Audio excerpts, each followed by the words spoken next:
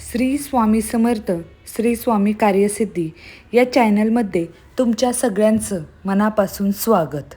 श्रावण महिना म्हटलं की आपल्या मनामध्ये भगवान महादेवांची भक्ती, शिवलिंगाची पूजा, बेलपत्र, अभिषेक, ओम नमः शिवायचा जप आणि मंदिरातील भक्तिमय वातावरण आठवतं.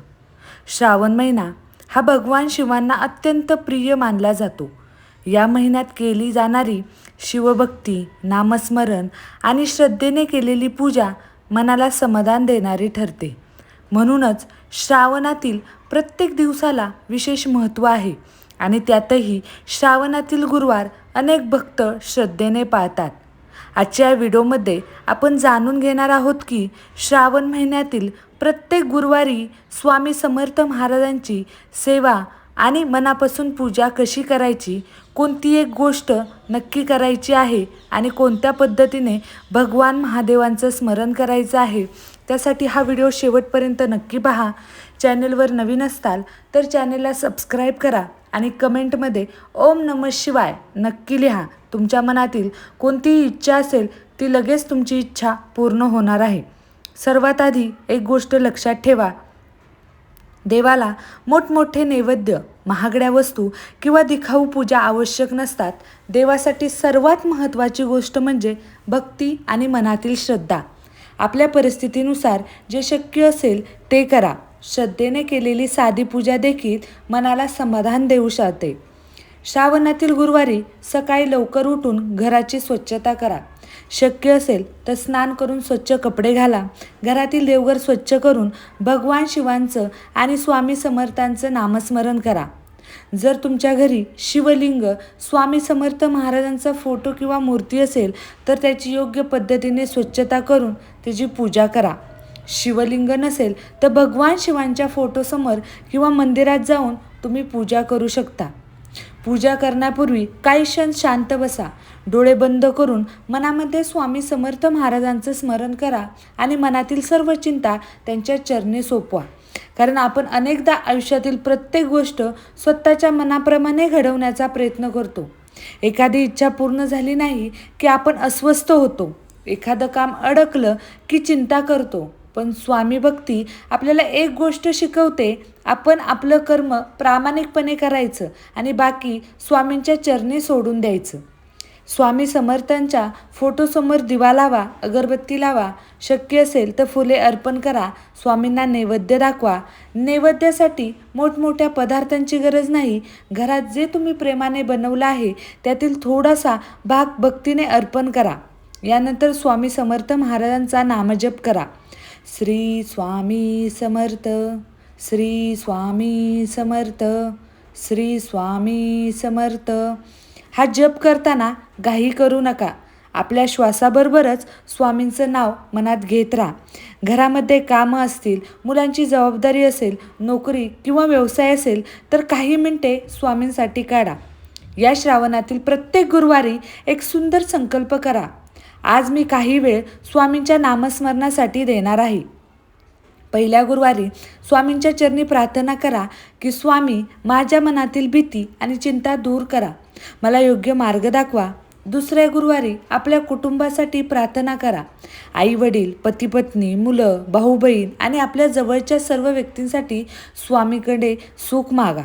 तिसऱ्या गुरुवारी आपल्या हातून एखादं चांगलं काम करण्याचा संकल्प करा. एखाद्या गरजू व्यक्तीला अन्न द्या, एखाद्याला मदत करा किंवा कोणाचं मन दुखवलं जाणार नाही याची काळजी घ्या. चौथ्या गुरुवारी स्वामींच्या नामस्मरणासोबतच स्वामींच्या शिकवणीप्रमाणे चांगले विचार मनात ठेवण्याचा प्रयत्न करा. दुसऱ्याची निंदा करू नका, कोणाला जाणून बुजून त्रास देऊ नका आणि आपल्या परीने चांगलं कर्म करण्याचा प्रयत्न करा. पाचव्या गुरुवारी स्वामींचा आभार माना. स्वामी, माझ्या आयुष्यात तुम्ही आहात यासाठी मी तुमचा आभारी आहे. माझ्या चांगल्या वाईट काळात माझी साथ सोडू नका अशी मनापासून प्रार्थना करा. स्वामी भक्ती म्हणजे फक्त पूजा करून देवघरातून बाहेर पडणं नाही. स्वामींचं नाव आपल्या आचरणात आणणं हीच खरी भक्ती आहे. आपण दिवसभर स्वामींचं नाव घेतो पण एखाद्याशी रागाने बोलतो, कोणाला दुखवतो, दुसऱ्याबद्दल वाईट बोलतो तर आपल्याला स्वतःमध्ये बदल करण्याची गरज आहे. म्हणून या श्रावणात स्वामी समर्थांना एक सुंदर गोष्ट अर्पण करा. तुमचा स्वभाव बदलण्याचा प्रयत्न करा. राग कमी करण्याचा प्रयत्न करा. नकारात्मक विचार कमी करा. दुसऱ्याची आयुष्याशी आपली तुलना करू नका. आपल्या हातून शक्य असेल तेवढी मदत करा. आणि सर्वात महत्त्वाचं म्हणजे संकट आली तर स्वामींवरचा विश्वास सोडू नका. कधीकधी आपल्या आयुष्यात अशी परिस्थिती येते की आपल्याला पुढचा मार्ग दिसतच नाही. आपण खूप प्रयत्न करूनही एखादं काम होत नाही. अशा वेळी मनात एकच भावना ठेवा, स्वामी माझ्यासोबत आहेत. याचा अर्थ असा नाही की आपण प्रयत्न करायचं सोडून द्यायचं. उलट स्वामींचं स्मरण करून आपले प्रयत्न पुढे सुरू ठेवायचे. कारण भक्ती आपल्याला धैर्य देते आणि धैर्याने संकटांचा सामना करण्याची शक्ती देते. या गुरुवारी तुम्ही स्वामींच्या फोटोसमोर बसून 11, 21 किंवा आपल्या श्रद्धेनुसार अधिक वेळा श्री स्वामी समर्थ हा जप करू शकता. संख्या महत्त्वाची नाही, तुमच्या मनातील श्रद्धा महत्त्वाची आहे. तुम्हाला शक्य असेल तर स्वामी समर्थांची आरती करा. स्वामींचं चरित्र वाचा किंवा काही वेळ त्यांचं नामस्मरण करा. घरामध्ये लहान मुलं असतील तर त्यांनाही स्वामींचं नाव म्हणायला शिकवा. आणखीन एक सुंदर सेवा म्हणजे अन्नदान. तुमच्या क्षमतेनुसार एखाद्या गरजू व्यक्तीला अन्न द्या. एखाद्या भुकेल्या व्यक्तीला जेवण देताना मनात स्वामींचं स्मरण करा. सेवा करताना त्यांची जाहिरात करण्याची अजिबात गरज नाही, कारण खरी सेवा मनापासून केली जाते. श्रावणातील प्रत्येक गुरुवार तुम्ही स्वामींच्या चरणी माझ्या आयुष्यातील चिंता सोपवण्याचा दिवस म्हणून पाळू शकता. तुमच्या मनात एखादी इच्छा असेल तर ती स्वामींना नक्की सांगा. पण त्यासोबतच एवढी प्रार्थना नक्की करा, स्वामी मला जे हवं आहे ते जर माझ्यासाठी योग्य असेल तर ते मला मिळू द्या. आणि जर ते माझ्यासाठी योग्य नसेल तर ते स्वीकारण्याची शक्ती मला द्या. ही भावना मनाला खूप शांत करते. स्वामी समर्थांची भक्ती करताना अंधश्रद्धेपेक्षा श्रद्धा, चांगले कर्म आणि सकारात्मक विचार यांना महत्त्व द्या.